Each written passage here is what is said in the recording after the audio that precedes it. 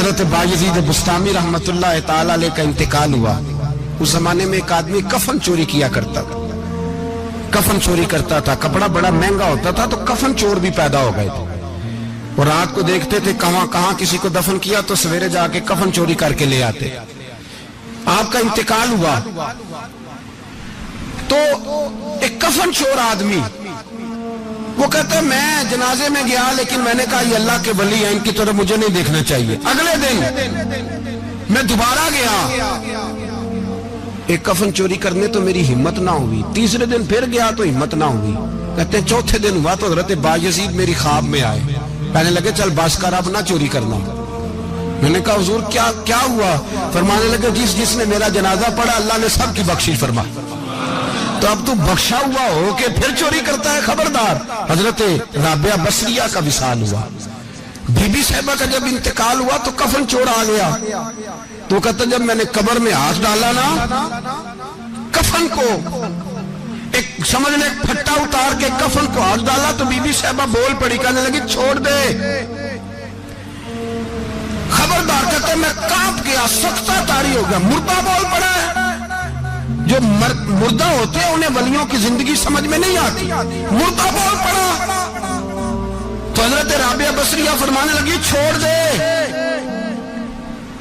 ایک بخشا ہوا ایک بخشی ہوئی کا کفن چوری کرے گا, بس کر چھوڑ دے.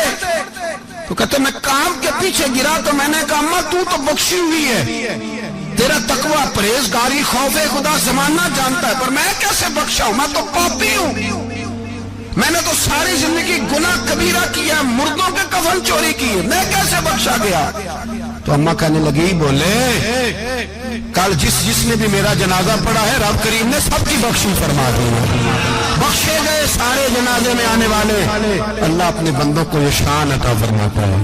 میرے حضرت قبلہ عالم دوستو, دیانتداری سے کہتا ہوں مسجد میں بیٹھا ہوں اس وقت, اگر وہ والی سیرت جو کتابوں میں ہم ولیوں کی پڑھتے ہیں وہ اگر کسی شخص میں پائی جاتی ہے تو وہ میرے شیخ میں پائی جاتی ہے, میرے حضرت میں. ابھی آپ جب آئے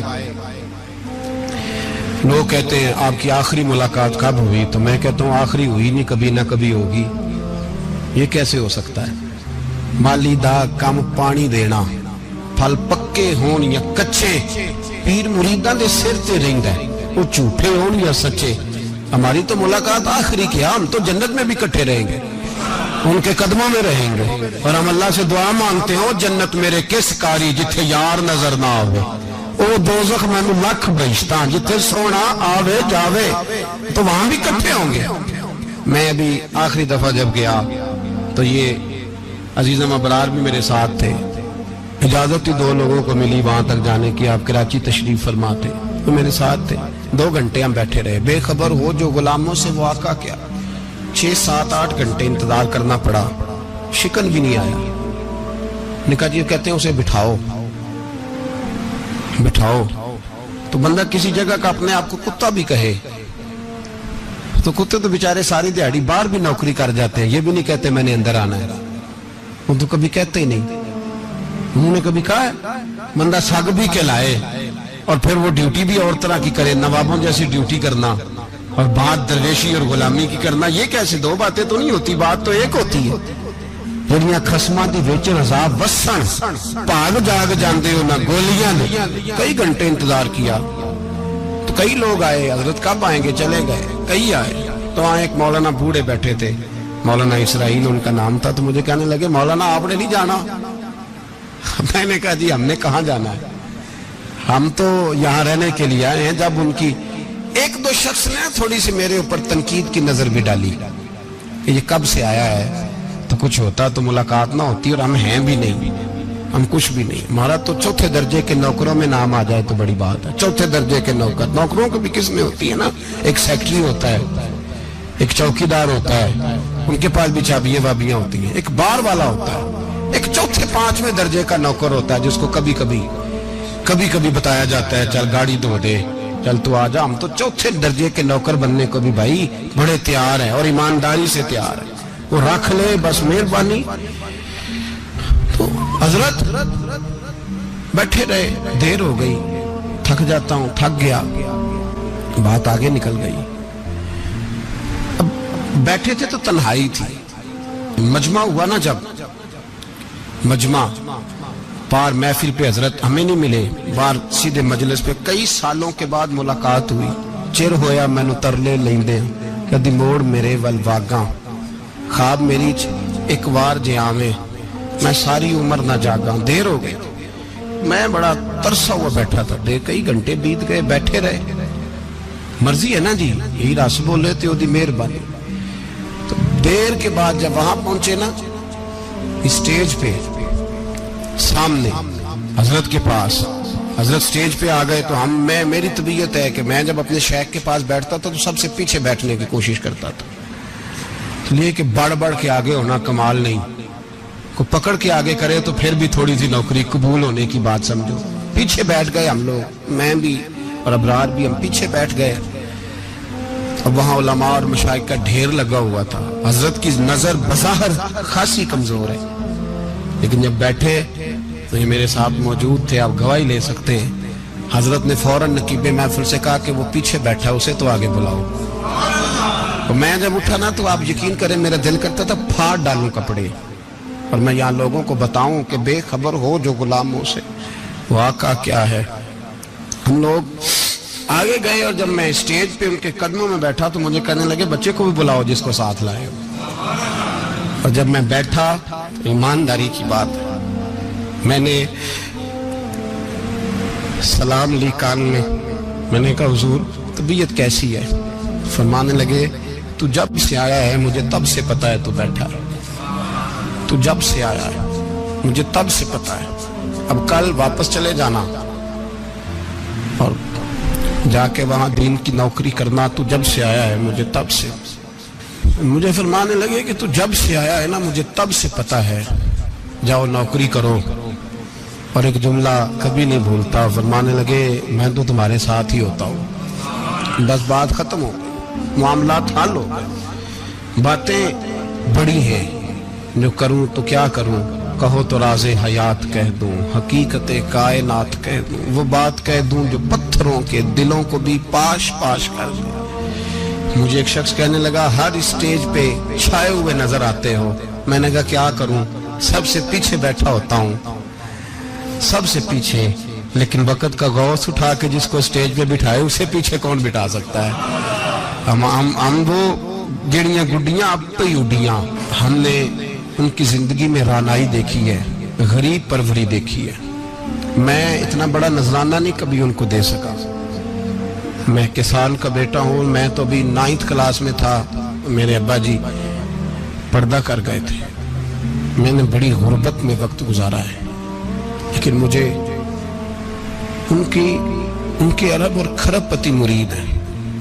खरब वहाँ लोग करोड़ों रुपया लेके लाइनों में खड़े होते हैं। मैं गरीब बाप का बेटा और मुस्तार जिंदगी, लेकिन मैंने उन्हें इज्जत देते देखा है। मैंने देखा है वो करीब बुलाने वाले, वो प्यार करने वाले। मैंने उनकी गरीब, लोग कहते हैं मेरा पीर गरीब नवाज है, और कसम अल्लाह की मेरा पीर गरीब नवाज है। मैंने गरीब नवाजी देखी है, मैंने वो रंग देखा है, मैंने वो जलवा देखा है। उनके नरगसी होंठ जब कभी कभी मेरे पेशानी का बोसा लेते तो मुझे यूं लगता कि अल्लाह ने जितनी खुशबू दुनिया में रखी थी मेरे शेख ने सारी मेरे वजूद के अंदर उड़ेल दी। बरेली से जब मेरी वापसी थी और मैं पलट रहा था तो मैं मुलाकात करने गया। मेरी तबीयत में ये रानाई थी कि खुदा खैर करे, अब मैं पलट रहा हूँ। मैं मुलाकात करके जब वापस बाहर आ गया, मेरे साथ एक शख्स था तो मुझे फिर बुलाया, और जब मैं दोबारा अंदर गया तो मुझे अपनी जेब से कुछ रुपए निकाल के दिए। फरमाने लगे ये खर्च है आने जाने का, और कभी महसूस न करना। मुझे वो सब लोगों के बीच में देते तो मेरे लिए एजाज था, लेकिन मेरे जैसे गरीब को नवाजना भी और उसकी इज्जत का भी ख्याल करना, ये मकाम, ये रंग, मेरे पास करोड़ों बातें हैं, बल्कि मैं साफ कहूंगा कि उन्हीं की महफिल सवारता हूं। चिराग मेरा है रात उनकी, मैं उन्हीं के मतलब की कह रहा हूँ। जुबान मेरी है बात उनकी। लोग अपने अब्बे की गद्दी पे बैठ के बड़े लोग होते हैं, لیکن میں نے بتایا کہ میرے ابا جی کسان تھے، کسی بڑی گدی سے تعلق نہیں، میں کسی جماعت میں کبھی نہیں گیا، کوئی سہارا نہیں لیا۔ مسجد بھی وہ ہے جہاں جب میں آیا تھا تو 3 لوگ نماز کے لیے ہوتے تھے، تو کبھی تیسرا ڈھونڈنا پڑتا تھا۔ جتنے جلوے، جتنی رانائیاں، جتنا حسن، جتنی تازگیاں، اور میرے عزیزوں کے چہروں پر یہ جو نورانیت کا حسن آپ کو نظر آتا ہے نا، یہ میرے حضرت کی ہونٹ سے نکلی ہوئی صرف ایک دعا کا صدقہ ہے، صرف ایک دعا کا صدقہ ہے، صرف ایک دعا کا صدقہ۔ تو بھائی وہ کبھی کبھی یہ شعر پڑھتے ہیں نا میرے عزیز، تو وہ میرے لیے پڑھتے ہیں، میرے لیے شعر پڑھتے ہیں کہ جے کر سائیں وسون کچھ اجیاں نو پھر کیڑا مائی دا لال اجاڑ سکدا ہے، جے کر سائیں وسون کچھ اجیاں پھر کیڑا مائی دا لال۔ طاقت ہے کسی کی، ہمارے سامنے بھی کوئی کھڑا ہو سکتا ہے، کوئی باطل کوئی ہمارے سامنے بھی کھڑا ہو سکتا ہے۔ آپ یقین کریں جتنا دم خم اللہ نے میرے شیخ کی وجہ سے ہمارے سینے میں رکھا ہے، جہاں ہم ہوتے ہیں وہاں ہم ہی ہوتے ہیں۔ میں کوئی سہارا نہیں لیا زندگی میں، کسی کا نام لے کے اپنے آپ کو اونچا نہیں کیا، بس یہ تیری نظر کا کمال ہے اور میری زندگی کا سوال ہے۔ اور اس نظر پہ میں نے کہا مریں گے تو کفن پہ بھی نام لکھائیں گے، اور مریں گے تو قبر پہ کتبہ بھی تیرے نام کا لکھائیں گے، اور یہی جلوے لے کر کے انشاءاللہ جائیں گے، اسی نام سے پہچانے جائیں گے، اور انشاءاللہ وہاں بھی غلاموں کا رنگ نرالا ہی ہوگا۔ باتیں ہو ہی نہیں سکی، بھی تو ایک پہلو کھلا ہے، ابھی تو دفتر پیچھے پڑے، انشاءاللہ پھر ایک نشست رکھوں گا، ان کی باتیں پھر چھیڑوں گا، اور یہ باتیں ہوتی رہیں گی انشاءاللہ تعالی۔ مجھے لوگ پوچھتے ہیں ہر تقریر میں کہتے ہو میرے حضرت فرماتے ہیں، تو میں نے کہا کیا کروں، میں تو فرماتا ہی نہیں۔ آپ یقین کریں تیاری کوئی کرتا ہوں، جمعہ میں تقریر کوئی اور ہو جاتی ہے، وہاں کچھ اور، کتابیں کچھ اور دیکھ کے آتا ہوں، یہاں کچھ اور ہو جاتی ہے، پھر سمجھ آتی ہے کہ تو بولنے والا ہے ہی نہیں، کوئی اور ہے جو تجھے سبق پڑھاتا ہے، جو تجھے کہتا ہے اس طرح کر کے بات کر، اس طرح کر کے۔ ایک شخص مجھے ناروے سے رات فون کر رہا تھا، کہنے لگا حضرت صاحب آپ کی باتیں میرے سیدھے دل میں لگتی ہیں، اور یہاں بیٹھ کے صحیح ہو گیا ہوں، فیس بک پہ سن کے وجہ کیا ہے؟ میں کہتا مجھے بھی نہیں پتا، مجھے پتا ہو تو میں بتانا دوں، یہ مجھے نہیں پتا بھائی، مجھے کیا خبر کہاں یہ مسجد جو کہاں دنیا سے بھی دور ہے، اور کہاں ناروے، اور کہاں لندن، اور کہاں سارا زمانہ، اور کہاں یہ دنیا، ہمیں نہیں پتا۔ بس اتنی بات ہے کہ مالی دا کم پانی دینا، پھل کچے ہون یا پکے، تو پیر مریداں دے سر تے رہندا ہے، جھوٹے ہون یا سچے، یہ پکی بات ہے، یہ کنفرم بات ہے۔ اور مجھے تو کبھی کبھی لگتا ہے وہ صرف میرا ہی خیال نہیں رکھتے، جو مجھ فقیر سے جو وابستہ ہیں ان کا بھی بڑا خیال رکھتے ہیں۔ کئی دفعہ مجھے اپنے کئی عقیدت مندوں مریدوں کے پیچھے ان کے جلوے نظر آتے ہیں، مجھے ایسے لگتا ہے جیسے چھا گئی ہے ان پر میرے حضرت کی نورانیت، مجھے رنگ نظر آتا ہے اپنے درویشوں میں ان کے حسن کا۔ بس دعا کرے تا ابد آستانہ یار رہے، وہ آسرا ہے غریبوں کا۔ سرکار نے فلاح انسانیت کے لیے جو دوسرا کام کیا نا، وہ لوگوں کو احساس دلایا ہے کہ اگر غلطی ہو جائے تو تم نے بندوں کے سامنے اپنے آپ کو کلیئر نہیں کرنا، تم نے تو رب کے سامنے اپنے آپ کو کلیئر کرنا، اللہ کے سامنے تم نے بچنا ہے کہ میرا گناہ معاف۔ اور حضور احساس پیدا کرتے تھے۔ بخاری شریف میں قبیلہ غامدیہ کی اس عورت کا تذکرہ موجود ہے جو خود آئی تھی، کوئی گرفتار کر کے نہیں لایا تھا، از خود آئی، احساس پیدا ہو گیا نا گناہ کا۔ یہاں بہت ساری غلطیاں کر کے بھی لوگ جب اپنی بات کرتے ہیں تو کہتے ہیں کبھی یاد تو نہیں کسی کے ساتھ زیادتی کی ہو، یاد تو نہیں کبھی کسی کا، بھئی آپ نے اتنے بڑے ولی ہونے کا دعویٰ کر دیا۔ انسان تو انسان رہتا ہے، بڑے بڑے لوگ کہہ گئے کہ یا اللہ اگر انجانے میں بھی بھول گئے ہیں تو ہم سے درگزر فرما، لیکن جب ہم تیار ہی نہیں ماننے کو۔ حضرت انس بن مالک کہتے ہیں وہ خاتون آئی، کوئی پکڑ کے نہیں لایا، کسی 14 دنوں کے ریمانڈ پہ نہیں اسے منوایا گیا، اسے وہ خود بخود آئی، اور کریم محبوب علیہ السلام کے سامنے جب وہ کھڑی ہوئی تو اتنے درد سے میں نے کم لوگ روتے دیکھے ہیں جس درد سے وہ روئی۔ عرض کرنے لگی حضور میں غلطی کر بیٹھی ہوں، مجھ سے زنا ہو گیا، مجھے پاک کر دیں۔ تو محبوب کریم علیہ السلام نے فرمایا تو کیسے ثابت کرے گی تو نے گناہ کیا؟ یعنی مجرم کو ثابت کرنا پڑ رہا ہے کہ میں گناہ گار۔ یہ وہ کمال ہے کہ انسانوں کو احساس ہونے لگے کہ یہاں ہم غلط ہیں، جب اعتراف جرم ہوتا ہے، جب بیماری کی تشخیص ہوتی ہے تو پھر اس کا علاج بھی ہو جاتا ہے۔ حضرت انس بن مالک کہتے ہیں وہ عرض کرنے لگی حضور میرے پیٹ میں ناجائز بچہ ہے۔ حضور نے فرمایا جا جب بچہ پیدا ہو تو پھر آنا۔ وہ 8 ماہ کے بعد آئی تو اس کی گود میں پھول سا بچہ تھا۔ حضور نے فرمایا واپس جا، جب روٹی کھانے لگ جائے تو پھر آنا۔ وہ 2 سال 2.25 سال دودھ پلاتی رہی، پھر جب آئی تو بچے کے ہاتھ میں روٹی کا ٹکڑا تھا۔ کریم محبوب صلی اللہ تعالی علیہ وسلم سے آ کے جب اس نے بات کی تو وہ درد سے روئی، کہنے لگی یا رسول اللہ 3 سال ہونے کو ہیں، میں نے گناہ کیا ہے، میں ساری رات سو نہیں پاتی۔ حضور تڑپتی، اگر اس حال میں مر گئی تو اپنے رب کو کیا منہ دکھاؤں، مجھے پاک کر دے، میرے حال پہ رحم فرمائے۔ محبوب کریم صلی اللہ علیہ وسلم نے بچہ ایک صحابی کو دیا، فرمایا بچوں کی طرح پالنا، اور کہا اسے لے جاؤ، پتھر مار مار کے اسے سنسار کر دو۔ صحابہ کہتے ہیں اسے پتھر لگ رہے تھے اور حضور بے چینی کے ساتھ ٹہل رہے تھے۔ آ کے خبر دی حضور وہ تو وصال کر گئی، انتقال ہو گیا۔ فرمایا یہاں تک تو بات اس کی تھی۔ حضرت انس بن مالک کہتے اب محبوب کریم نے صحابیات سے فرمایا اسے غسل دو، کفن پہناؤ، جنازہ تیار ہو جائے تو مجھے خبر کرنا۔ حضرت انس بن مالک کہتے ہیں غسل ہوا، کفن ہوا، جنازہ تیار ہوا تو حیران ہم تب ہوئے جب میرے محبوب نے فرمایا صفے بناؤ، میں خود جنازہ پڑھاؤں گا، میں خود جنازہ پڑھاؤں گا۔ اور سرکار نے جنازہ پڑھایا تو ایک شخص کی زبان سے نکلا حضور اس ملعون کا معاذ اللہ جنازہ جس نے ناجائز بچہ جنا، اس کے لیے آپ دعا کر رہے ہیں، جنازہ پڑھا۔ حضور فرمانے لگے خاموش ہو جاؤ، تم نے گناہ دیکھا ہے اس کا احساس نہیں دیکھا، تم نے غلطی دیکھی ہے لیکن اس کی توبہ کا انداز نہیں دیکھا۔ اور صاحب کنز العمال نے یہ لفظ نقل کیے ہیں کہ کریم محبوب فرمانے لگے اس نے تو ایسی شاندار توبہ کی ہے کہ اگر میں اپنی ساری امت میں بانٹ دوں تو اللہ سب کی مغفرت فرما دے گا۔ احساس جب پیدا ہو جاتا ہے نا اپنے دل کے اندر کہ یہاں میں غلط ہوں، ان العبد اذا اعترف ثم تاب تاب اللہ علیہ، او کما قال نبی صلی اللہ علیہ وسلم، رواہ مشکات۔ حضور نے فرمایا جب کوئی بندہ کہتا ہے نا اللہ میں بھول گیا تھا، اور پھر وہ توبہ کرتا ہے تو رب اس کی توبہ کو فوراً ہی قبول فرما لیتا ہے۔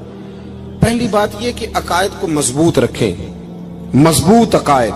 اور یہ جو آج کل ایک اور ماحول چل رہا ہے کہ تھوڑا ادھر کو تھوڑا ادھر، عقائد وہی درست ہیں جن کی تشریح شیخ عبداللہ محدث دہلوی نے فرمائی، عقائد وہی درست ہیں جن کی بابت حضرت مجدد الفسانی لکھ گئے، اور ان سب کو اگر کھلا کر کے بیان کیا تو امام احمد رضا فاضل بریلوی نے بیان کیا۔ انہی بزرگوں کی باتوں کو کھول کر ہمارے سامنے رکھا۔ مضبوط عقائد کی زندگی گزاریں۔ اور دوسری بات، اگر کبھی کوئی غلطی ہو جائے پھر اس کا احساس پیدا کریں، پھر اس سے توبہ کریں۔ تیسری بات جو فلاح انسانیت کے لیے بڑی ضروری ہے وہ یہ ہے کہ تھوڑا احساس پیدا کریں دوسروں کا۔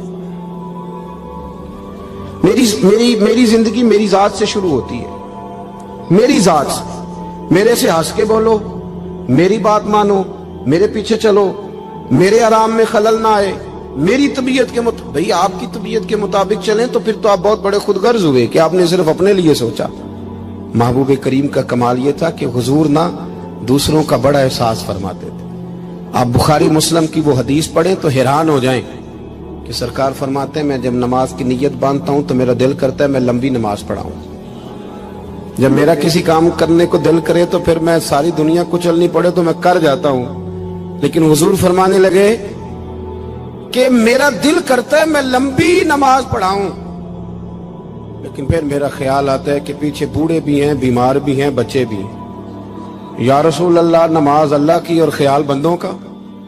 فرمایا میں بوڑھوں، بیماروں اور بچوں کا خیال کرتے ہوئے اللہ کی نماز کو مختصر کر دیتا ہوں۔ احساس جب طبیعت ہمارے ہاں نا تیزی کے ساتھ احساس ختم ہوا ہے، تیزی کے ساتھ ہم نے اتنی نفی شروع کی۔ ہمارے تو اہل تصوف میں اللہ ماشاءاللہ اب تربیت کا طریقہ یہ ہے کہ صرف میں ہوں، میرے سوا کوئی بھی نہیں۔ صحابہ کرام علیہم رضوان کی عادت تھی کہ جب کسی سے ملاقات کرتے تو السلام علیکم کے بعد سورہ عصر کی تلاوت کیا کرتے تھے۔ اس کا مقصد ایک دوسرے کو سبق یاد کرانا ہوتا تھا، نئے سرے سے عزم نو کرنا ہوتا تھا۔ اس سورت کے مضامین ایک دوسرے کو یاد کرانا مقصد تھا۔ سورہ بڑی معروف ہے اور قرآن مجید کی جو الفاظ کے لحاظ سے مختصر صورتیں ہیں ان میں سے ایک ہے۔ اللہ تبارک و تعالی نے قسم اٹھا کے کہا والعصر، محبوب مجھے تیرے پاکیزہ زمانے کی قسم ہو،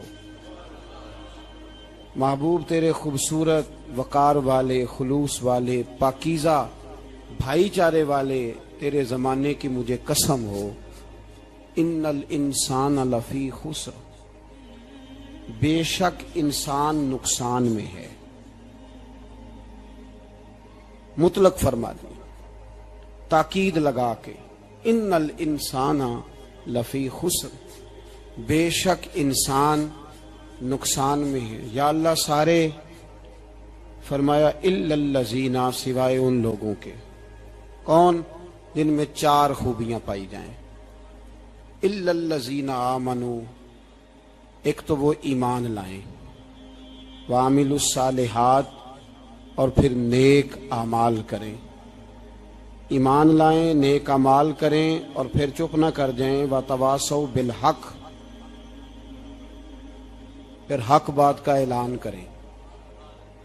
ایمان لائیں، عمل صالح کریں، تیسرا کام کیا کرنا ہے؟ چلیں سارے بولیں گے تو اعلان بھی ہوگا نا، ایسے تھوڑی ہوگا کہ ایک دو آدمی اعلان کرے تو دنیا جاگ جائے۔ حق بات کا اعلان کرنا ہے۔ ایمان لانے کے بعد، عمل صالح کرنے کے بعد تیسرا حکم کیا ہے؟ آپس میں حق بات کی تلقین کرو، اور حق بات کی تم تلقین کرو، اور پھر تمہیں کوئی کہے کچھ نہ، پھر تم پہ ظلم نہ ہو، پھر تمہیں ستایا نہ جائے، یہ کیسے ہو سکتا ہے؟ پھر تم بڑے پاک صاحبزادے، پیرزادے، علامہ صاحب، سیاستدان، بیوروکریٹ بن کے بڑی ایک طرف ہو کہ آرام سے زندگی گزارو سارے، تم یہ کیسے ہو سکتا ہے؟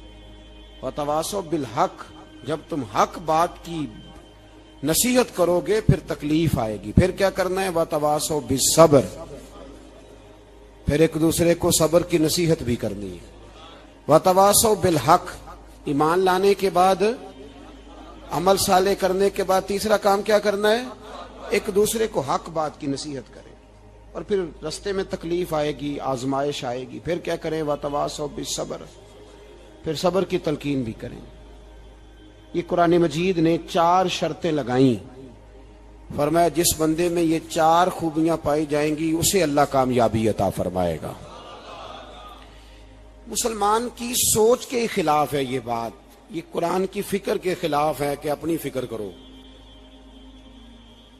برما کے لیے، کشمیر کے لیے، فلسطین کے لیے بات نہ کرو، اپنی فکر کرو۔ یہ قرآن کی سوچ کے خلاف ہے، یہ قرآن کے پیغام کے خلاف ہے، اس لیے کہ اگر صرف اپنی بات ہوتی تو آمنو اور عاملوا الصالحات پہ بات ختم ہو گئی ہوتی، پھر بات آگے نہ چلتی۔ جب کہا گیا وتواصوا بالحق، حق بات کی تلقین کرنی ہے۔ اگر بات صرف اپنی ذات کی ہوتی تو ٹھیک ہو گیا تھا، نماز پڑھی، روزہ رکھا، حج کیا، ختم ہو گئی، لیکن میرے نبی پاک صلی اللہ تعالی علیہ وسلم نے ارشاد فرمایا، ایک بستی میں 2 3 4 نیک لوگ رہتے تھے۔ میرے پیارے کریم رسول فرماتے ہیں 3 4 بڑے پرہیزگار، متقی، صاف ستھرے صوفی صاحب، درویش صاحب، علامہ صاحب، بڑے جو کہتے تھے بالکل جی میں کوئی بات نہیں کرتا، کسی بادشاہ کو نہیں چھیڑتا، میں تو بس لوگوں کو اللہ اللہ بتاتا ہوں، میرا کوئی تعلق نہیں، کوئی مرے کوئی جیے، بڑے نیک، صاف ستھرے، پرہیزگار۔ باقی ساری بستی گناہ کرتی تھی۔ نبی پاک علیہ السلام فرماتے ہیں رب کریم نے کچھ عرصے تک مہلت دی، پھر مشیت خداوندی، اللہ کا قانون حرکت میں آیا تو کہا جبریل ساری بستی تباہ کر دو، تباہ کر دو۔ اللہ مہلت دیتا ہے، مہلت دیتا ہے۔ ہم لوگ سمجھتے ہیں نہیں ہماری سیاسی چالیں صحیح چل رہی ہیں، اللہ مہلت دیتا ہے۔ رب کریم نے فرمایا جبریل انہیں تباہ کر دو، تو حضرت جبریل امین علیہ السلام نے عرض کی مولا وہاں تو تیرے 3 4 بڑے نیک بندے بھی رہتے ہیں، بڑے پرہیزگار، سچ بولنے والے، دیانتداری والے، حاجی صاحب، نمازی صاحب، صوفی صاحب، پیر صاحب، بڑے خوبصورت، ان کا کیا کریں؟ تو میرے محبوب پاک علیہ السلام فرماتے ہیں رب کریم نے فرمایا سب سے پہلے انہیں تباہ کرنا۔ سب سے پہلے انہیں سب سے پہلے، اور الٹ دو بستی، پہلے ان کا نمبر لگاؤ۔ یا اللہ ان کی کیا غلطی ہے؟ تو غلطی سن لیں، غلطی یہ ہے کہ انہوں نے 2 صفتیں پیدا کی ہیں، اگلی 2 پیدا کیوں نہیں کی؟ الا الذین آمنوا وعملوا الصالحات پہ روک کیوں گئے؟ آگے کیوں نہیں بڑھے؟ اللہ کریم نے فرمایا جبریل دیکھو نا، میری نافرمانی ہوتی رہی اور ان کے چہرے پر کبھی شکن تک نہیں آیا، لوگ میرا قانون توڑتے رہے، انہیں کبھی برا ہی نہیں لگا، گناہ دیکھ کر کبھی خیال ہی نہیں آیا بدلنے کا۔ میرے بھائی امت مسلمہ اپنے لیے تو آئی نہیں دنیا میں، نبی پاک کی اس لیے تھوڑے آئے تھے کہ پیسے کمائیں، دنیا داری کریں، جھوٹ سچ ماریں اور رخصت ہو جائیں، بچے پیدا کریں۔ یہ کام تو ہندو سکھ بدھ مت سارے کر رہے ہیں، تو فقط اس کام کے لیے تھوڑی آیا ہے۔ کنتم خیر امت اخرجت للناس، اللہ فرماتے ہیں میرے محبوب کے غلاموں تم بہترین امت ہو، میں نے تمہیں امتوں کے بھلے کے لیے پیدا فرمایا ہے، تمہیں لوگوں کی امامت کے لیے دنیا میں بھیجا ہے۔ اے نوجوان مسلم، کبھی یہ تدبر بھی کیا تو نے؟ وہ کون سا گردو ہے جس کا ہے تو ایک ٹوٹا ہوا تارا؟ تو نے کبھی سوچا ہے تو کیا ہے؟ پتہ ہے تجھے؟ روزی کماؤ، روٹی کماؤ، اور اب تو بہت سارے لوگ جھوٹ کی دنیا میں زندہ ہیں، جھوٹ بولتے ہیں اپنے آپ کے ساتھ دائیں بائیں، فراڈ کر رہے ہیں اپنی ذات کے ساتھ، خول بنا لیا اس میں بند ہو گئے، باہر ہی نہیں نکل۔ اپنے ملک کی سوچو، اپنی بات کرو۔ علامہ اقبال نے پتہ کیا کہا تھا؟ اقبال نے، یہ سنو، جو لوگ کہتے ہیں پہلے پاکستان، برما کے مسلمان بعد میں، کشمیر کے مسلمان پہلے سنو اقبال کیا کہتے ہیں۔ اقبال کہنے لگے ان تازہ خداؤں میں بڑا سب سے وطن ہے، ان تازہ خداؤں میں بڑا کون؟ وطن کی محبت ایمان کا حصہ، اس میں شک نہیں، لیکن اگر اسلام سے پہلے وطن آ گیا تو اقبال کہتے ہیں ان تازہ خداؤں میں بڑا سب سے وطن ہے، اور جو پیرہن اس کا ہے وہ مذہب کا کفن ہے۔ فرماتے ہیں جو وطن اوڑھ لیتا ہے اس نے اپنے مذہب کو دفن کر دیا۔ سب سے پہلے پاکستان نہیں، سب سے پہلے رسول اللہ کا دین ہے، سب سے پہلے قرآن ہے، سب سے پہلے نبی پاک کا فرمان ہے، سب سے پہلے امت مسلمہ ہے۔ ان تازہ خداؤں میں بڑا سب سے وطن ہے، جو پیرہن اس کا ہے وہ مذہب کا کفن ہے۔ اور اقبال کہنے لگے قوم مذہب سے ہے، مذہب جو نہیں تم بھی نہیں۔ قوم مذہب سے ہے، مذہب جو نہیں، کوئی نہیں سمجھ آ رہی آپ کو میری بات؟ قوم کس سے ہے؟ پاکستانی ہونے سے، پنجابی ہونے سے، سندھی بلوچی پٹھان ہونے سے نہ، قوم مذہب سے ہے، اور مذہب جو نہیں تم بھی نہیں۔ یہ کیسے ہو سکتا ہے کہ مذہب نہ ہو اور بندہ زندہ رہے؟ یہ کیسے ہو سکتا ہے؟ بھائی کافر نے اصل میں جاگ ہی نہیں رہا، میں جاگتا ہی نہیں، میں جیب کی سوچتا ہوں، مسجد کی سوچتا ہوں، خانقاہ کی سوچتا ہوں، مدرسے کی سوچتا ہوں، دکان کی، سارا دن تو اس چکر میں لگا رہتا ہوں لوگوں کو ثابت کرنے میں کہ میں صحیح ہوں باقی غلط ہیں۔ میں تو اپنی ذات کے خول سے اٹھ ہی نہیں رہا، اور مجھے یہ اندازہ ہی نہیں کہ لیبیا سارا کٹ گیا، مصر کے ٹکڑے ٹکڑے ہو گئے، مجھے پتہ ہی نہیں کہ شام، جس کے بارے میں میرے نبی پاک علیہ السلام نے فرمایا مکے اور مدینے کے بعد اللہ نے سب سے زیادہ برکتیں ملک کے شام میں رکھی ہیں، اور حضور نے فرمایا جس نے ہجرت کرنی ہو وہ شام جائے۔ اتنا اعلیٰ ملک سارا کٹ گیا، 4 ہزار لوگ ایک دن میں قتل ہو گئے، پر میرا گھر آباد ہے نا، کوئی حرج نہیں، وہ کٹتے ہیں تو وہ دور ہیں، کٹتے رہیں۔ فلسطین میں ہمارے ہاں معراج کی محفلیں بڑی جم کے ہوتی ہیں، سارے لوگ پڑھتے ہیں سبحان الذی اسریٰ بعبدہ لیلا من المسجد الحرام الی المسجد الاقصی۔ انہیں پوچھو روز قرآن مجید میں مسجد اقصی کا نام لینے والوں، تم مسجد اقصی کہتے ہو تو تمہیں اللہ کتنی نیکیاں عطا کرتا ہے، بتاؤ تو صحیح مسجد اقصی کدھر ہے؟ اور اب تو میری طرح کے مولوی آدھی حدیث سناتے ہیں، کہتے ہیں مسجد نبی میں ایک نماز پڑھو تو 50,000 کا ثواب، حرم شریف میں پڑھو تو 1,00,000 کا ثواب۔ مولانا حدیث یہاں سے شروع نہیں ہوتی، کھولو تو صحیح کنز المال، پڑھو مسند امام محمد بن حنبل، حدیث تو یہاں سے شروع ہوتی ہے۔ میرے نبی پاک نے فرمایا مسجد اقصی میں جس نے ایک نماز پڑھی 25,000 کا ثواب۔ اور میری مسجد میں جس نے ایک نماز پڑھی 50,000 کا ثواب، اور اللہ کے گھر بیت اللہ جس نے پڑھی 1,00,000 کا ثواب۔ مسجد اقصی کا تو ذکر ہی چھوڑ گیا ہے، کیوں؟ وہ مسجد جس کی طرف منہ کر کے 15 سال میرے نبی پاک نے نماز ادا کی، کس نے؟ بولیے گا 15 سال تک، 2 ہجری میں 13 سال مکے میں، 2 سال مدینے میں، مسجد اقصی کی طرف جدھر منہ کر کے تیرے اور میرے رسول نماز پڑھتے رہے۔ آج وہ مسجد یہودی کے قبضے میں ہے، کئی جمعے تالا رہتا ہے، وہاں نماز نہیں پڑھنے دی جاتی۔ مجھے کیا لگے اس بات سے، میری مسجد میں تھوڑی لگا ہوا ہے۔ ایسی ہوا چلی ہے کہ ہر شخص سوچتا ہے تمام شہر جلے بس ایک میرا گھر نہ جلے۔ بھائی یہ وہ دور ہے جس دور میں ذرا سی بھی کسی شخص کو تکلیف ہوتی ہے تو عالمی میڈیا پہ بات جاتی ہے، موبائل جیبوں میں فوراً تصویریں کیش ہوتی ہیں۔ میں اور آپ، ہمارا اس قوم سے تعلق ہے جس قوم کے بچے کٹ گئے، ذبح ہو گئے، عورتوں کے پستان کاٹ کے برما کے بدھوں نے ان کے کباب بنا کے کھا لیے، چھوٹے چھوٹے بچوں کی لاشیں انہوں نے لٹکا ڈالی۔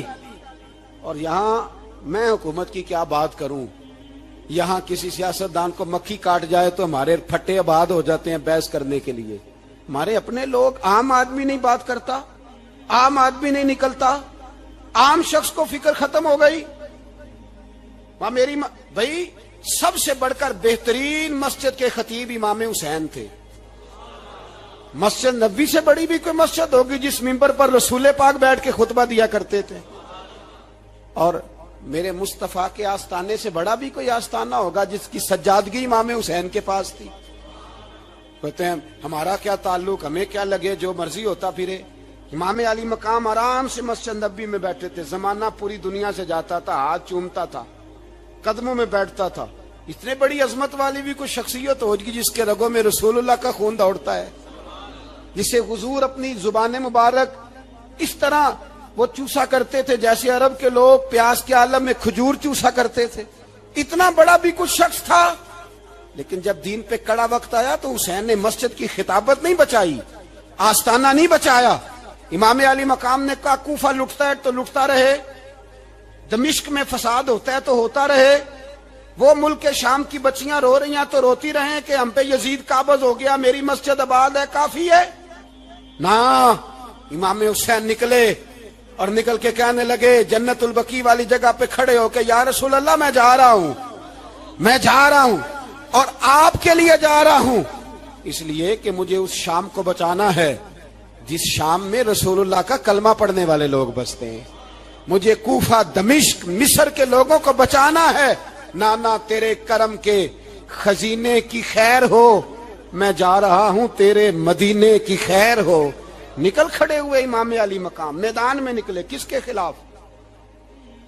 بولے کون تھا؟ یزید مسلمان تھا، اس وقت تک تو سب نے مسلمان لکھا ہے، جس نے کافر کہا شہادت امام حسین کے بعد کہا۔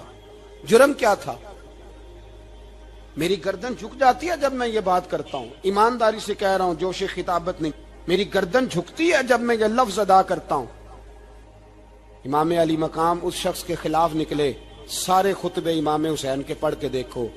امام حسین نے فرمایا یزید شرابی ہے، شرابی مسلمانوں کا حکمران ہو سکتا؟ آپ نہ بولیں بے شک، پر بات تو سچی ہے نا۔ امام حسین نے فرمایا شرابی کو ووٹ دیا جا سکتا؟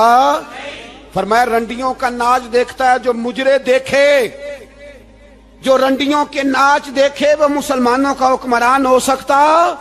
امام حسین میدان میں نکلے اور 18 سال کے علی اکبر سے لے کر 6 مہینے کا علی اصغر دے دیا، لیکن شرابی کو برداشت، بے حیا کو برداشت تو میں کیسے کرتے؟ دوستی قاتل سے بھی، مقتول سے یارانہ بھی، اپنی جیب سے فلیکسیں چھپوا کے ظالموں، جابروں، بدماشوں کو ووٹ دیتے ہو۔ امام حسین کو تیری دیگ کی ضرورت ہے جو تو 10 محرم پہ پکاتا ہے، چاولوں کی ضرورت ہے جو تو نے 9 محرم کو پکائے، ان کو اس بریانی کی عادت تھی جو تو نے پکائی ہے۔ میرے گھر میں فلاں M N A M P A صاحب آ گئے تھے، امام حسین کے گھر کے اندر یزید نے پیغام بھیجا. اس نے کہا جیسے کہو گے کر لوں گا, جتنے پیسے کہو گے دے دوں گا, جتنی مسجدیں کہو گے بنوا دوں گا, جتنے ادارے کہو گے تعمیر ہو جائے, مجھے نہ چھیڑو. آپ نے فرمایا نہ, مسجد مدرسے اس وقت آباد رہتے ہیں جب حکمران صحیح ہوتے ہیں, اور جب حکومتیں غلط ہوتی ہیں تو پھر مساجد آباد, پھر مدارس کی آباد کاری ہو ہی نہیں سکتی. میں دین میں نیا رکھنا کھول دوں, امام علی مقام کھڑے ہوئے, پر میں کیا کروں, حکومت کیا کروں, حکومت سے کیا کہوں. اگر میری ملت کے اپنے جوان کے موبائل میں رنڈیوں کا ناچ ہو تو 10 محرم کو تو امام حسین کربلا میں تڑپ جاتے ہوں گے. اگر 9-10 محرم کو جو نکلا امام علی مقام کی بات کرنے کے لیے, وہ نوجوان اگر سگریٹ کا, شراب کا, بدماشی کا عادی ہو تو حضرت علی اصغر کہیں گے نا میری قربانی کا کیا بنا. وہ تو نکلے تھے عریانی اور فحاشی کے خلاف, اور اگر ملت کا جوان روز چوک میں کھڑے ہو کے لڑکیوں کو تاڑتا ہو تو حضرت علی اکبر تو اپنی قبر میں روتے ہوں گے کہ یہ اس قوم کے لیے جان دے دی جو آج یزیدی طریقوں پہ عمل کر رہی ہے, جو ساری رات گند دیکھ کے سوتی ہے, جو ساری رات بے حیائی, فحاشی اور عریانی میں لگی رہتی ہے. ان لوگوں کے لیے جان دے دی. اتنا ظلم ان شہیدوں کے ساتھ, اور 10 محرم کو دیگ پکا کے کہتا ہے میں امام حسین کا ماننے والا ہوں, میں امام علی مقام سے پیار کرنے والا ہوں. نہ بھائی, نہ دو رنگی چھوڑ کے یک رنگ ہو جا, سراسر موم ہو جا یا سنگ ہو جا. امت مسلمہ کو بیدار ہونا پڑے گا. امام علی مقام میدان میں نکلے, ڈٹ کے نکلے, اور امام نے فرمایا میدان میں نکل کر کہ میرا وطن مدینہ ہے, میرا وطن مدینہ ہے, پر مدینہ بعد میں, رسول اللہ کا دین پہلے. تو پاکستان کی بات کرتا ہے. امام علی مقام نے فرمایا مدینے کی شہریت بعد میں, رسول اللہ کا دین پہلے, اور تیرے تو بچے عام سے ہیں. امام حسین نے فرمایا میری گود میں جو بچے ہیں وہ رسول اللہ کے نواسے ہیں, پر بچے بعد میں, نبی پاک کا دین پہلے. آپ نے فرمایا تیری بیٹی بڑی باوقار ہوگی, اس کی بڑی عزت ہے, تو کہتا ہے بیٹی کی وجہ سے بلیک میل ہو گیا. لیکن جو شان خدا نے حسین کی بیٹی کو عطا فرمائی, جن بچیوں کا سر کا بال ننگا ہو جائے, سر کا بال ننگا ہو جائے, تو امام شورانی فرمایا کرتے تھے اگر مدینے میں کسی سید زادی کے سر کا بال ننگا ہوتا تھا تو سورج اپنا منہ چھپا لیا کرتا تھا, سورج چھپ جاتا تھا بادلوں کی اوٹ میں. اور مدینے والے سمجھ لیتے تھے کہ گھر میں کام کرتے کرتے کسی سید زادی کے سر کا کوئی بال ننگا ہو گیا. ان شہزادیوں کا اتنا وقار. اور امام علی مقام نے فرمایا بیٹیوں کی فکر بعد میں, رسول اللہ کا دین پہلے. پہلے رسول اللہ کا دین. قوم مذہب سے ہے, مذہب جو نہیں تم بھی نہیں. یاد رکھ میرے بھائی, امام علی مقام رضی اللہ تعالیٰ عنہ نے میدان میں نکل کر پہلے مذہب کی بات کی. اور آج دین نبی دا بانگ یتیمہ رووے تے کرلاوے تے آکھے میں کتھوں لبا عمر بہادر, میں کتھوں لبا عمر بہادر جیڑا مینوں سینے لاوے. معصوم بچے, معصوم. آج تک کدھر ہے تمہارا اقوام متحدہ؟ بلاؤ نا اسے. بھیک مانگتے پھرتے ہو, کافروں سے بھیک مانگتے ہو. بچہ شام کو گھر نہ آئے تو ماں دروازے پہ نظر لگا کہتی بیٹے ٹائم پہ آ جایا کر, مجھے نیند نہیں آتی, وقت پہ. برما کی اس ماں سے بھی جا کے پوچھو جس کا بچہ پلٹ کے آئے کوئی نہیں, آیا ہی نہیں, اس سے بھی پوچھو. بچے نے آدھی رات کو روٹی مانگ لی تو فالج زدہ ماں, اس کو فالج تھا, وہ رینگتی ہوئی اٹھی اور اس نے اپنے لال کو روٹی پکا کے دی. باپ کہتا رہا چل چھوڑ, سو جا بیٹے تیری اماں. اس نے کہا نہیں مجھے نیند نہیں آتی, بیٹا بھوکا ہے. اس ماں سے بھی کبھی پوچھ, اس ماں سے جو بنگلہ دیش کے خیمے میں بیٹھی ہے تو بی بی سی لندن کا رپورٹر کہتا ہے کہ تیری خواہش کیا ہے؟ کہتی کوئی بھی نہیں. چلو 2 دن کے بعد ہی صحیح میرے بیٹے کو ایک روٹی دے جایا کرو, اے روٹی مانگتا ہے مجھ سے, میں کدھر سے لاؤں؟ یہ لوارث قوم ہے.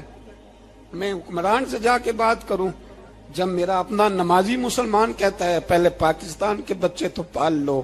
میرے بھائی تجھے خبر ہی نہیں, یہ تو جانا تو کبھی گنبد خضرا پہ تو میرے مصطفیٰ نے فرمایا من ازا مسلم فقد ازانی، فرمایا جب میرا مسلمان تکلیف میں ہوتا ہے تو میں گنبد میں تکلیف میں ہوتا ہوں، مجھے درد ہوتا ہے، مجھے اذیت ہوتی ہے۔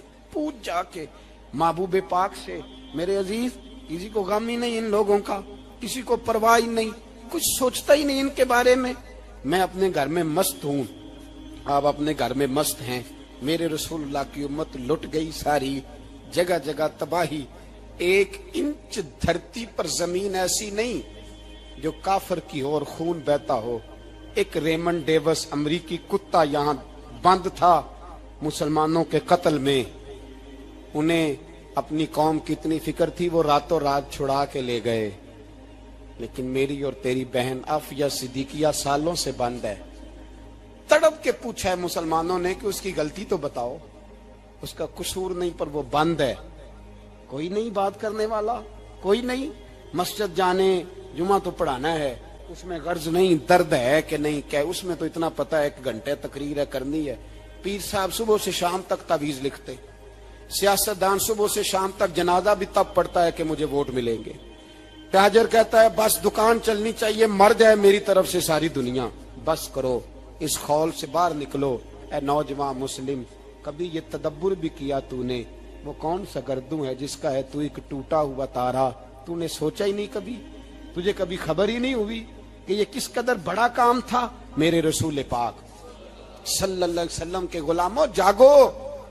میں دعائی دیتا پھرتا ہوں، میں کہتا ہوں جٹ بن کے بڑا جی لیا، بٹ رائیں انصاری بن کے بڑا جیا، بس کر دو بس کر دو۔ اب مسلمان بن کے جینا سیکھو، اب اپنی پہچان رسول اللہ کی غلامی بناؤ۔ اب کہو پہلے دین باقی ہر چیز بعد میں، بس کرو، بہت ہو چکا ہمارے ساتھ، اب تھوڑا جاگو۔ میں بہت ساری باتیں دل میں لے کے آیا تھا جو آپ سے کرنی تھی، پر یہ لفظ ہیں کہ ٹوٹتے ہی جا رہے ہیں، بات ہے کہ سمت کا تعین ہی نہیں ہو پا رہا۔ میرے بھائی میں تو کبھی کبھی سوچتا ہوں لگتا ہے رب بھی ناراض ہو گیا ہے اور ہمیں منانے کا طریقہ بھی بھول گیا ہے۔ نہ ہماری مسجدوں میں تہجد پڑھی جاتی ہے، نہ کسی کو نماز توبہ یاد رہی، نہ کوئی استسقاء والا ہے، کوئی نہیں۔ جو پیر صاحب کے پاس جا کے بیٹھتا ہے تھپکی دیتے ہیں، کہتے ہیں جا تیرا کام ہو جائے گا موج کر، کبھی نہیں کو کہتا توبہ بھی کر، استغفار بھی پڑھ، یہ داڑھی پوری کر، دین رسول اللہ کا اس کی طرف تو توجہ کر۔ کوئی تبلیغ ہی نہیں کرتا، سارے پھوکا پھاکی پہ لگ گئے ہیں، کوئی خیال ہی نہیں آ رہا کسی شخص کو کہ ہماری تباہیوں کا سبب کیا ہے۔ علاقہ تک قبرص فتح ہوا، تمام لوگ نعرے لگا رہے ہیں، حضرت ابو ذر غفاری کونے میں بیٹھ کے رونے لگ گئے۔ مسلمانوں کو فتح ملی، سب لوگ نعرے لگا رہے ہیں، خوشی ہو رہی ہے کہ علاقہ فتح ہو گیا۔ حضرت ابو ذر غفاری رونے لگے اور تڑپ کے روئے۔ لوگوں نے کہا ابو ذر کیوں روتے ہو؟ آپ فرمانے لگے یہ لوگ برسوں سے قابض تھے اس شہر پر، یہ جن لوگوں سے آج ہم نے لیا ہے یہ برسوں سے، دل کے کانوں سے کھل سننے والی بات ہے، فرمانے لگے یہ برسوں سے قابض تھے، انہوں نے اللہ کی نافرمانی کی ہے تو آج علاقہ ان کے ہاتھوں سے نکل گیا ہے۔ میں رو اس لیے رہا ہوں کہ خدایا کہیں ہم سے بھی نافرمانی نہ ہو اور یہ ہمارے ہاتھوں سے بھی نہ نکل جائے۔ شام نکل نہیں گیا ہمارے ہاتھوں سے، لیبیا نکل گیا، مصر نکل گیا، عراق نکل گیا، افغانستان نکل گیا، اور اگر دیکھو تو بلا واسطہ ہر جگہ کافر کا ڈیرا، وہ رو رہے ہیں، کہتے ہیں جب قوم اللہ کی نافرمانی کرتی ہے تو علاقے نکل جاتے، تڑپ رہے ہیں۔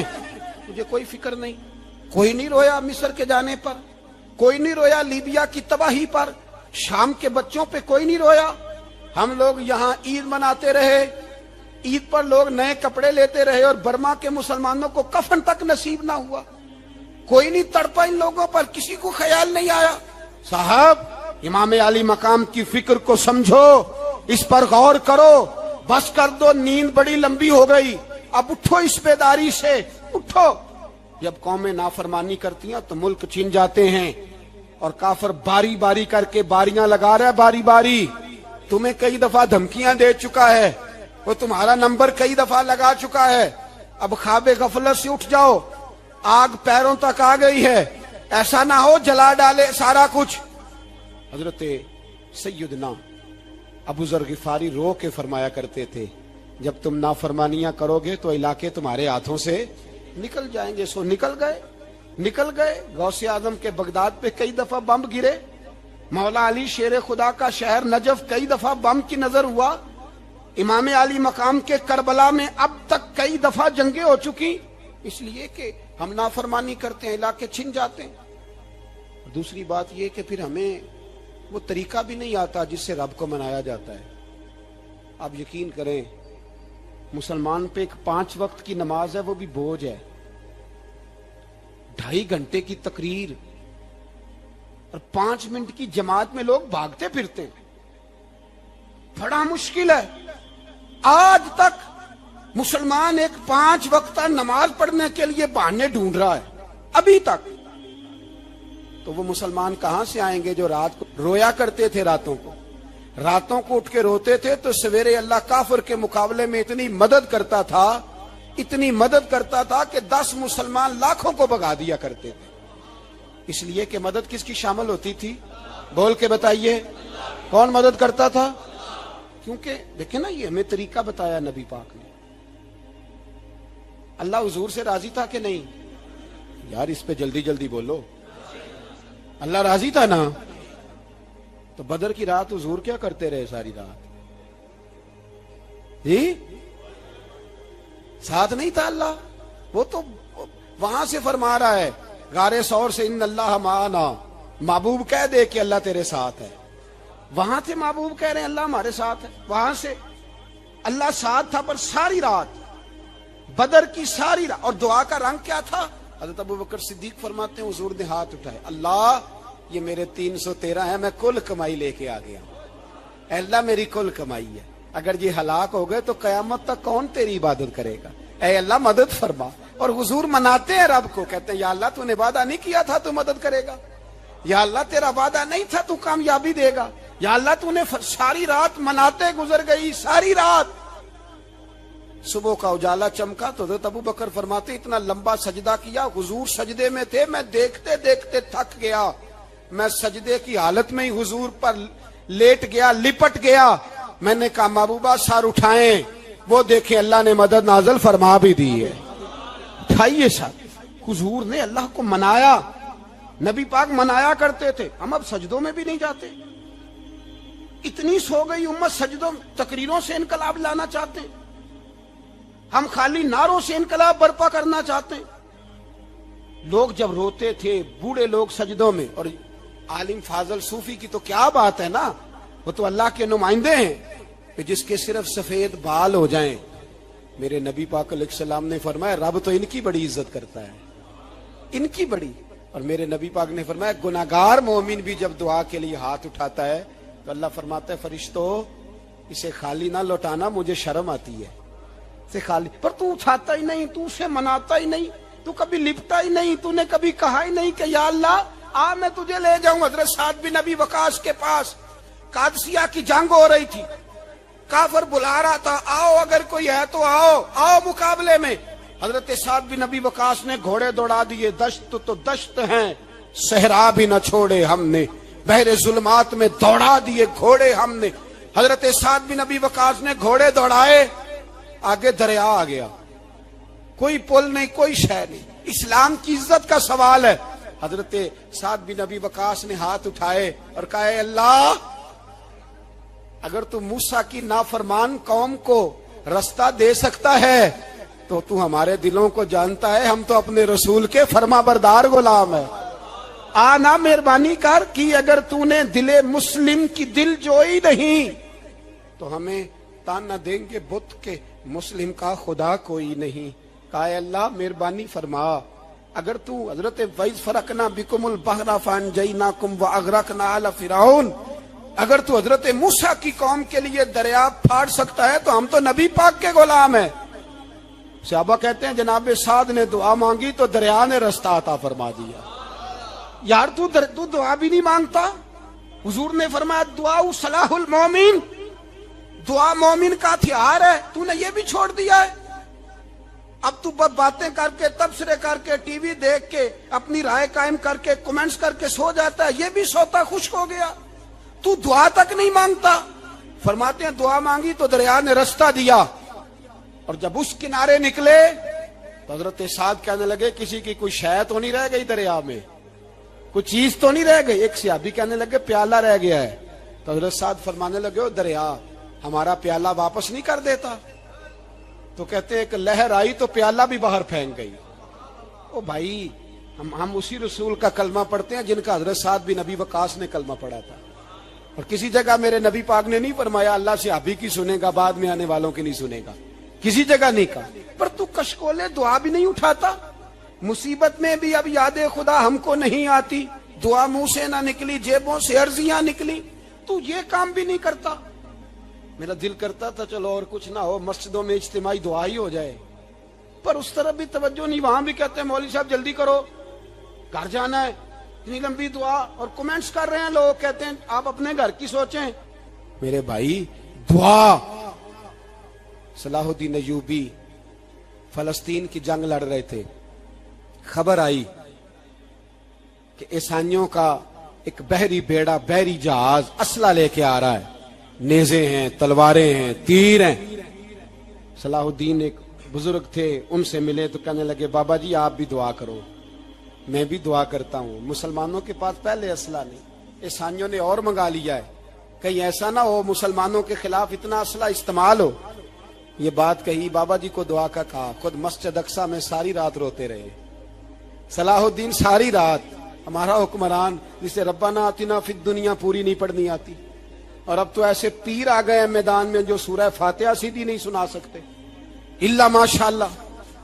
ساری رات صلاح الدین ایوبی روتے رہے. وہ بزرگ کہتے ہیں میں بھی کونے میں تھا, پر جس درد سے اس نے دعا مانگی میں نہیں مانگ سکا. سویرے خبر آئی کہ دشمن کا وہ بحری بیڑا جو اسلحہ لے کے آ رہا تھا دریا میں غرق ہو گیا ہے. صبح خبر آئی تو وہ شخص ایک آگے بابا جی سے کہنے لگا بابا جی وہ بحری بیڑا دریا میں غرق ہو گیا. تو بابا جی رو پڑے, کہنے لگے دریا میں غرق نہیں ہوا, صلاح الدین ایوبی کی آنسوؤں میں غرق ہو گیا ہے, اس کے آنسوؤں میں غرق ہو گیا ہے. اس نے رب سے دعا ہی ایسی مانگی اس کے آنسوؤں میں. تو دعا بھی نہیں مانگتا میرے بھائی مسلمانوں کے لیے, تو دعا بھی نہیں مانگتا.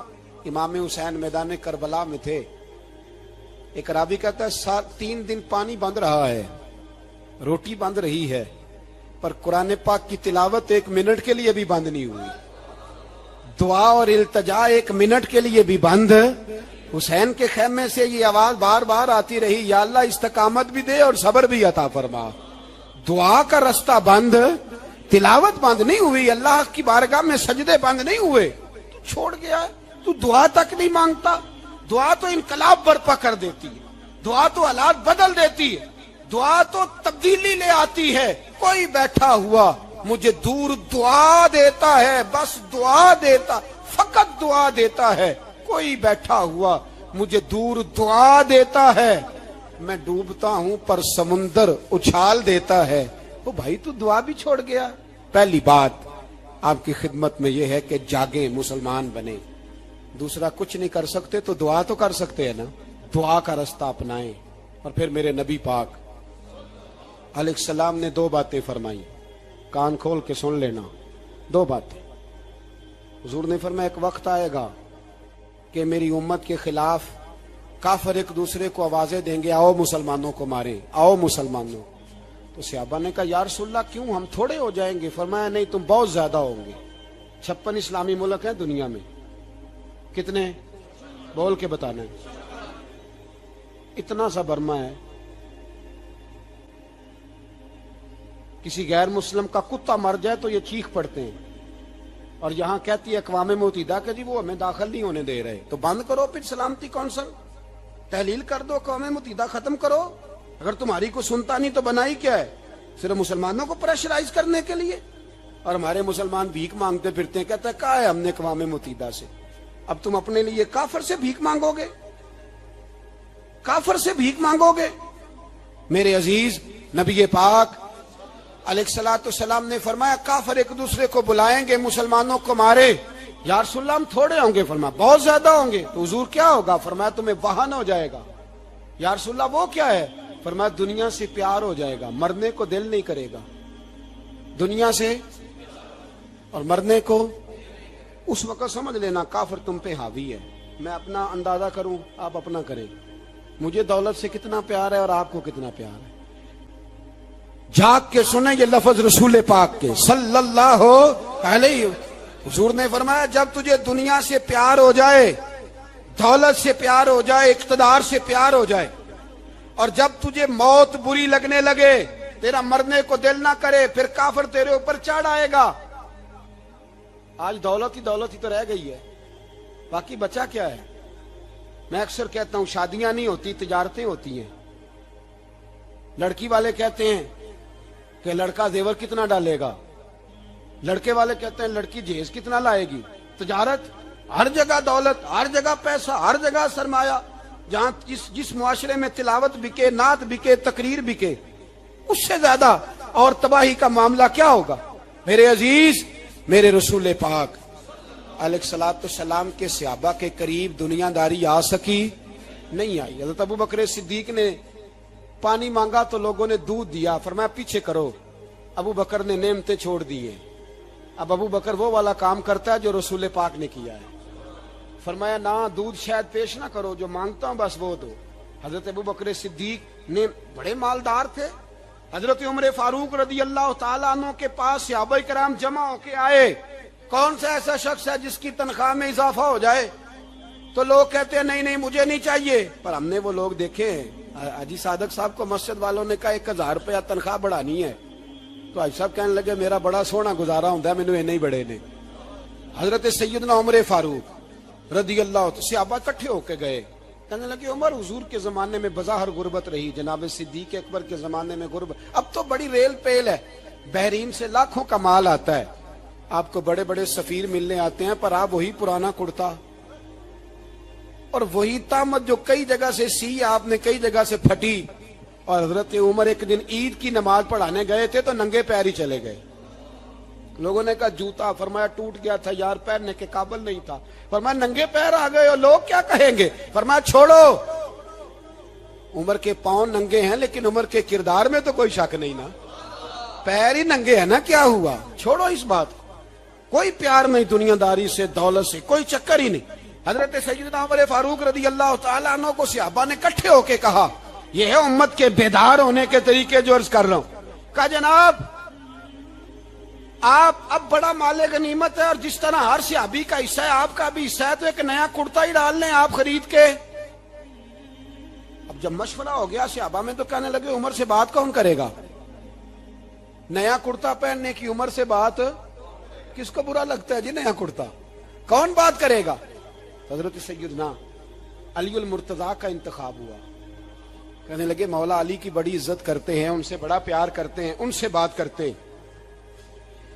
تو حضرت علی کو بلایا گیا، عرض کی حضور مہربانی فرمائیں، حضرت عمر سے کہے نئے کرتے کے لیے۔ آپ فرمانے لگے عمر میری بڑی قدر کرتا ہے، بڑی بات سنتا ہے، پر یہ والا کام نہیں میں عمر سے کہہ سکتا، یہ کسی اور سے کہو۔ تو کہنے لگے آپ رہنمائی کر دیں، کس کو کہیں؟ تو جناب علی المرتضیٰ فرمانے لگے اگر حضرت عائشہ صدیقہ سے کہو گے تو عمر فوراً مان جائے گا، وہ مومنوں کی ماں ہیں۔ صحابہ حضرت عائشہ کے پاس، اماں جی عمر کو بلائیں، ان کو کہیں بڑے بڑے سفیر آئے ہوتے ہیں، وہی پرانے کپڑے پہن کے بیٹھ جاتے ہیں۔ اللہ اکبر۔ حضرت عائشہ نے پیغام بھیجا، فرمایا عمر کو بلاؤ۔ عمر فاروق دوڑے ہوئے آئے، پردے کے پیچھے حضرت عائشہ کے پاس گھٹنوں کے بل، اماں جی دیر تو نہیں کر آیا میں آنے میں؟ حکم ہو، حضور کے گھر سے پیغام آیا، بڑے بڑے سفیروں کو چھوڑ کے بھاگے۔ حضرت عائشہ صدیقہ کہنے لگی عمر دیکھو جائز پیسے ہوں تو اسلام اچھے لباس سے منع نہیں کرتا، اب بڑا بڑا مال آیا ہے، اب تیرا بھی حصہ ہے، تو صحابہ کرام کی خواہش ہے کہ نیا کرتا پہن لو، بڑے بڑے سفیر آتے ہیں، حرج بھی کوئی نہیں، جائز بھی ہے، کو منع نہیں۔ حضرت عمر نے گردن جھکا، جی اماں جی، جی اماں جی، جی اماں جی۔ حضرت عائشہ کہتی ہیں بات ختم ہوئی، عمر نے گردن اٹھائی تو عمر کی داڑھی آنسوؤں سے بھری ہوئی، کہتی ہے مجھے کہنے لگے اماں جی میں تو صرف مسجد میں دیکھا کرتا تھا، آپ تو مصطفیٰ کو دن رات دیکھتی تھی، جس طرح کے کرتے آمنہ کے لال نے پہنے ہیں مجھے بھی پہنا دو، میں تیار ہوں، میں پہن لوں گا۔ میں تیار ہوں پر جس طرح کے میرے نبی نے پہنے. حضرت عائشہ کہتی ہے میں پھوٹ کے روئی, میرا پلو آنسوؤں سے بھر گیا. فرماتی ہیں میں عمر کی بات سنتی گئی تو میرا پلو آنسوؤں سے. میں نے کہا عمر تو جا, تو ٹھیک ہے. فرماتی ہے عمر فاروق سلام کر کے اٹھے, امیر المومنین چلے گئے. اس کونے میں صحابہ چھپے ہوئے تھے, وہ آئے. کہا اماں جی کیا بات ہوئی؟ تو میں پھر رو پڑی. میں نے کہا کیا بتاؤں, تمہیں پرانے کرتے نظر آتے ہیں, اسے محمد عربی کے جلوے نظر آتے ہیں, اسے رسول اللہ کا رنگ نظر آتا ہے, اسے وہ غلامی نظر آتی ہے. عمر کو دنیا سے پیار, اور دنیا سے پیار نہیں تھا, دعا پتہ کیا تھی؟ یوں جھولی اٹھا کے اللہ مرزقنا شہادتن فی سبیلک وجعل موت فی بلد حبیبک. اللہ عمر کو بسترے والی موت نہ دینا, موت شہادت کی دینا. اور میں میدان میں جا کے نہیں مرنا چاہتا, مجھے رسول اللہ کے شہر میں موت چاہیے, باہر جا کے نہیں. یہی میدان لگے مدینے میں, یہی موت آئے, اسباب بنا. میں مدینہ بھی نہیں چھوڑنا چاہتا. او بھائی ان لوگوں کو نہیں پیار تھا. جناب صدیق اکبر کا وصال ہوا تو زہر کے اثر سے, وہ جو آپ کو زہر لگا تھا, بعض مفسرین نے لکھا ہے کبھی کبھی وہ جو سانپ نے ڈسا تھا تو کبھی کبھی اس کا اثر آتا تھا, بس اللہ نے شہادت دینی تھی کبھی کبھی, ورنہ تو بڑی شفائیں تھیں.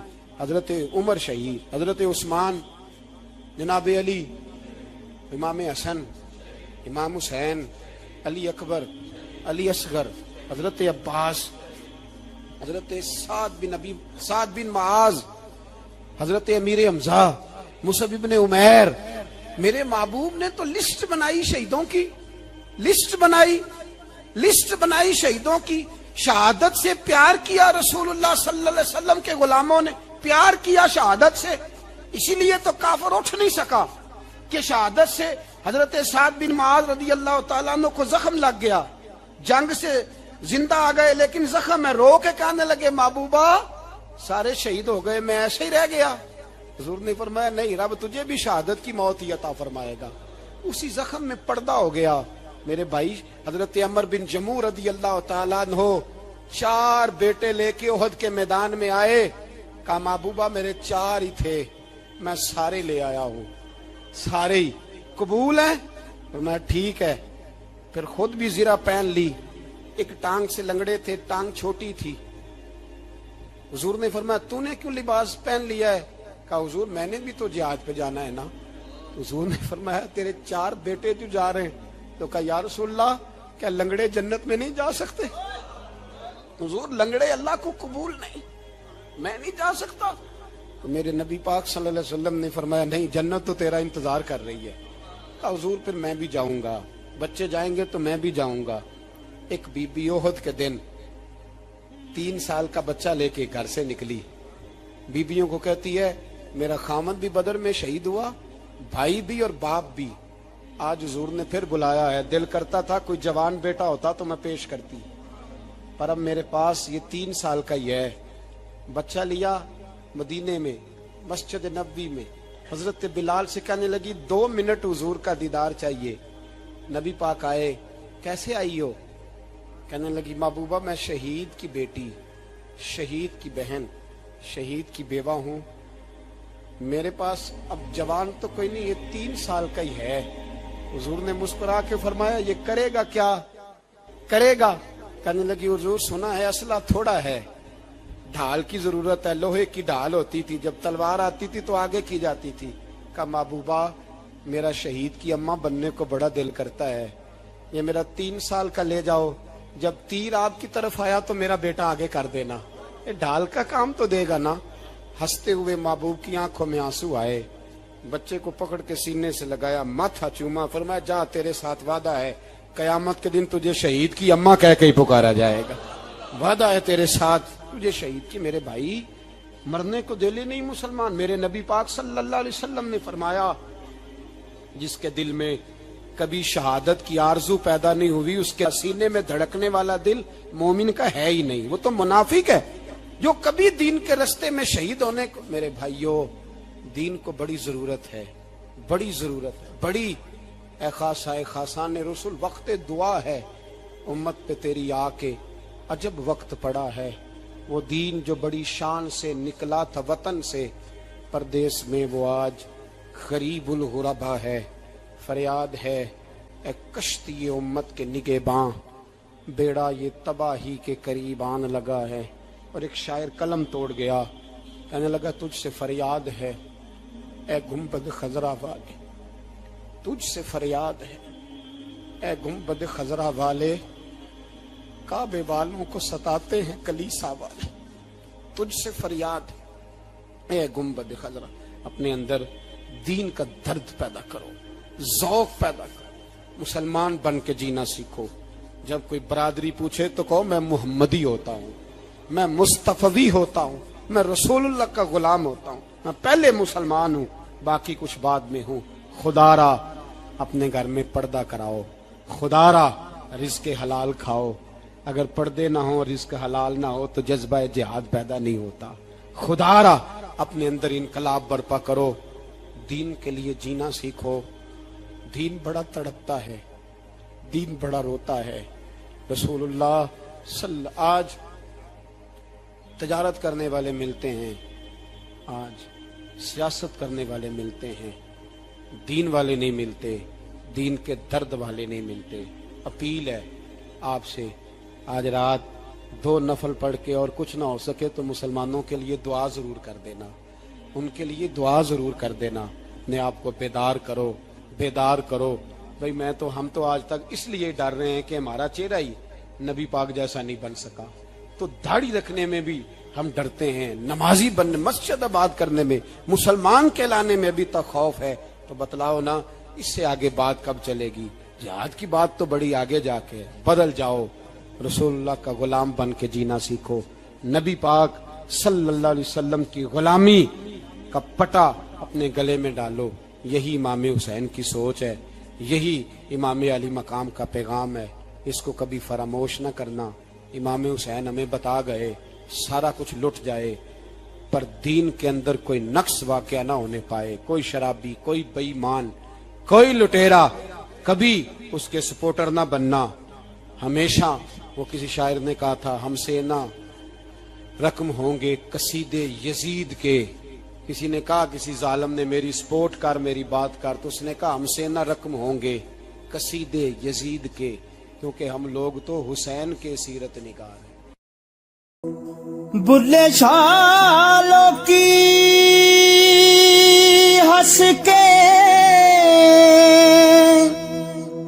یار منا لیں دے،